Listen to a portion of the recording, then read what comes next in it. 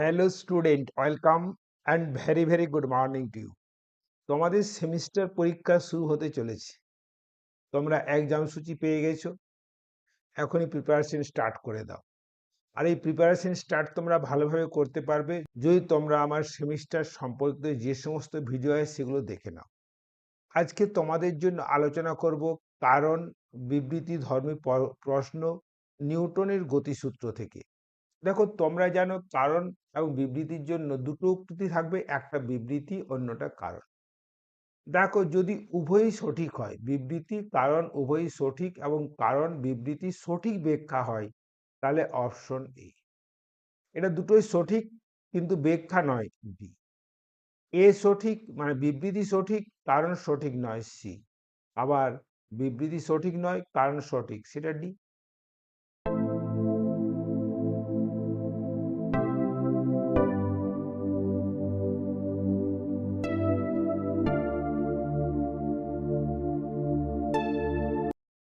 Question number 1, বিবৃতি। একটি truck ও একটি সাইকেলকে একই দূরত্বের মধ্যে থামাতে হলে ট্রাকের ক্ষেত্রে অধিক পরিমাণ বল প্রয়োগ করতে হবে। এই উক্তিটি সত্যি হবে যদি কি বলতো, উভয়ের বেগ সমান হয়। কারণ দেখো, তোমরা জানো এখানে থামানোর জন্য বিরুদ্ধ বল F = প্রাথমিক গতিশক্তি ½ m u²/s।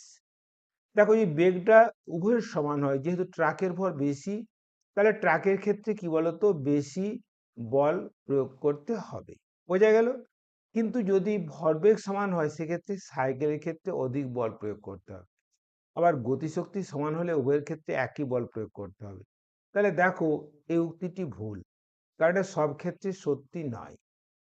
দেখো, কোন বস্তুর ভর ও বেগ যুগ্মভাবে ওই বস্তুর জাড্যের মান নির্দেশ করে। হ্যাঁ, ঠিক আছে, কারণ গতিজাড্যের ক্ষেত্রে বস্তুর ভর এবং বেগ উভয়ই কিন্তু জাড্যের পরিমাণ নির্দেশ করে। বোঝা গেল? তাহলে কি হলো বলো, বিবৃতিটা ভুল হয়ে গেল, কারণটা সঠিক হলো। তাহলে বলো, এখানে অপশন ডি কারেক্ট। রকেটের জ্বালানি দহনের ফলে প্রচুর পরিমাণে উৎপন্ন গ্যাস নির্গমন ছিদ্রের মধ্য দিয়ে উচ্চ বেগে নির্গত হয় এবং রকেটকে গতিশীল করে। হ্যাঁ, ঠিক আছে, নিউটনের তৃতীয় গতীয় সূত্র অনুযায়ী রকেট এগিয়ে চলে। হ্যাঁ, এটাও ঠিক। তাহলে দেখো, এটা হচ্ছে, দেখো এটাও সঠিক, এটাও সঠিক। এবং এই প্রথমটার অর্থাৎ বিবৃতির সঠিক ব্যাখ্যা হলো কারণ, অতএব এটা অপশন এ। কোশ্চেন নাম্বার 3, গুলি ছড়ার পর বন্দুকের প্রতিক্ষেপ বেগ গুলির বেগ অপেক্ষা কম হয়। হ্যাঁ, সঠিক, কারণ ভরবেগের সংরক্ষণ সূত্র পালিত হয়।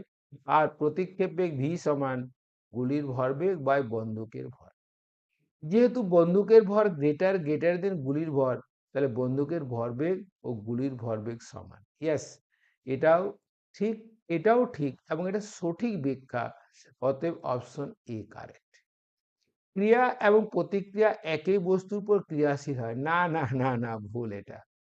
ক্রিয়া যতক্ষণ স্থায়ী হয়, প্রতিক্রিয়া ততক্ষণ স্থায়ী হয়। ভেরি গুড, এটা কারেক্ট। অর্থাৎ কি বলতো, বিবৃতি ভুল, কারণ সঠিক, এটা অপশন ডি। এরপরে দেখো নেক্সট, কোন বস্তুর ভর যত বৃদ্ধি পায় তাকে স্থির অবস্থা থেকে গতিশীল অবস্থায় করার জন্য তত অধিক বল প্রয়োগ করতে হয়।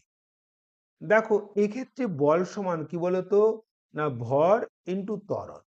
যদি ভর ইন্টু ত্বরণ হয়, যার ভর বেশি তার বেশি বল লাগবে। বস্তুর ভর জাড্যের পরিমাপ। হ্যাঁ, এটাও ঠিক। তাহলে ভর যদি বেশি হয়, তাহলে গতিশীল থেকে স্থিতিশীল করার জন্য বেশি বলের প্রয়োজন হবে। তাহলে এটাও আমাদের এই অপশন কারেক্ট। নিউটনের তৃতীয় গতিসূত্র শুধুমাত্র গতিশীল বস্তুর ক্ষেত্রে প্রযোজ্য না, যে কোনো ক্ষেত্রে যে কোনো অবস্থায় প্রযোজ্য। তাহলে এটা ভুল। প্রতিটি ক্রিয়ারই সমান ও বিপরীত প্রতিক্রিয়া আছে, এটা ঠিক। তাহলে এটা ডি অপশন কারেক্ট। ওকে, নেক্সট দেখো। এরপরে দেখো স্তম্ভ মেলানো। স্তম্ভ এ এবং স্তম্ভ বি এটা মেলায়। দেখো, জড়ত্বীয় ও অজড়ত্বীয় নির্দেশতন্ত্রের ধারণা থেকে নিচের দুটি স্তম্ভ মেলাও। আচ্ছা বলো তো, জড়ত্বীয় নির্দেশতন্ত্র কি? না, যে নির্দেশতন্ত্র স্থির বা সমবেগে গতিশীল তাকে জড়ত্বীয় নির্দেশতন্ত্র বলে। অজড়ত্বীয় নির্দেশতন্ত্র কি? যে নির্দেশতন্ত্র ত্বরণ অবস্থায় গতিশীল তাকে অজড়ত্বীয় নির্দেশতন্ত্র বলে। ওকে, নিউটনের গতিসূত্রগুলি প্রযোজ্য কেবলমাত্র জড়ত্বীয় নির্দেশতন্ত্রে, মানে 1B। দেখো এইটা ঠিক আছে। এরপরে দেখো, কোনো কণার উপর প্রকৃতপক্ষে কণবল ক্রিয়া না করলেও তার ত্বরণ আছে বলে মনে করা হতে পারে। এটা কোথায় হয়? অজড়ত্বীয় নির্দেশতন্ত্রে হয়। তাহলে কি বলতো? 2C। দেখো এটা 1B 2C। তিনেরটা দেখে নাও। কোনো কণা স্থিরাবস্থায় আছে বলে মনে হতে পারে কোথায়? জড়ত্বীয় এবং অজড়ত্বীয় নির্দেশতন্ত্রে। অর্থাৎ দেখো এর অপশনটা correct ছিল। এরপরে দেখো, ক্রিয়া এবং প্রতিক্রিয়া কি বলতো? উভয়ই বল। তাহলে 1A কোথায় আছে বলো? দেখো বি এরটার কাছাকাছি চলো। কোনো বস্তু নিজের গতি অবস্থার পরিবর্তনকে বাধা দেওয়ার ধর্ম কি?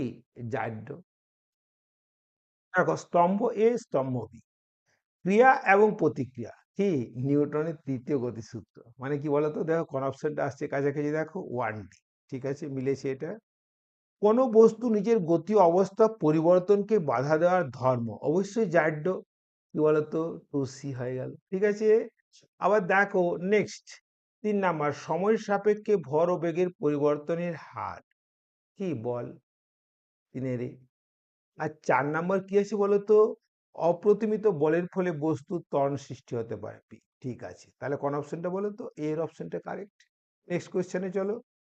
দেখো নাম্বার 1, বলের গুণগত ধারণা। তার মানে কি বলতো? ওর সংজ্ঞা কোন সূত্র থেকে পাওয়া যায়?